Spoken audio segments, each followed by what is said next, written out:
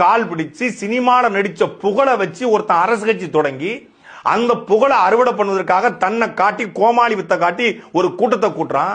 அவனும் அண்ணன் சீமானும் ஒன்னா. யோ சீமான யாருமே அரசியல் சீமானோட கட்டவர் மயிருக்கு வருவானாடா விஜய். சினிமால துப்பாக்கி அவருடைய கால் மயிருக்கு விஜய் சரியா வருவாரா? நாம் தமிழ் மழலைகள் பாசுடைய பொறுப்பாளர்களுடைய தத்துவ அறிவு தர்க்க அறிவு நான் விஜய் கட்சியில எனக்கு அது உண்டா? சீமான ஒரு பெண்ணை கெடுத்து ஏமாத்திட்டான். இந்த இடுமாவன கார்த்திக் ஒரு பொண்ணை கெடுத்து அது ஏமாத்திட்டான். சாட்டை துருமுருகன் முத்துக்குமாருடைய மனைவி 3 மாசம் பிரெக்னன்ட்.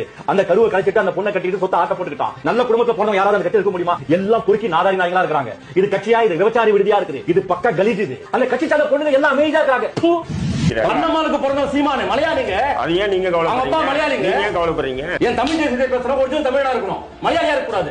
சீமான் குடும்பம் நடத்துறதுக்கும் 25 லட்சம் பையனுக்கு ஸ்கூல் ஃபீஸ் கட்டுறதுக்கு ஏது பண்ணணும்னு கேக்குறேன். கட்சிக்கு ஒரு ஃபண்ட் இருக்கும், அந்த ஒரு அதை எடுத்து தம் பொன்னாடி பிள்ளைகளுக்கு செலவு பண்ணுவாங்க. காளிமுத்து சீமானுக்கு கல்யாணம் பண்ணிக்கும் போது கட்சிக்காரெல்லாம் பணம் கொடுப்பானா, கட்சிக்காரெல்லாம் என் பொண்ணை பாத்துக்கணும் அப்படியே கொடுத்தாரு. பொண்ணு அப்படியே கொடுத்தாரு.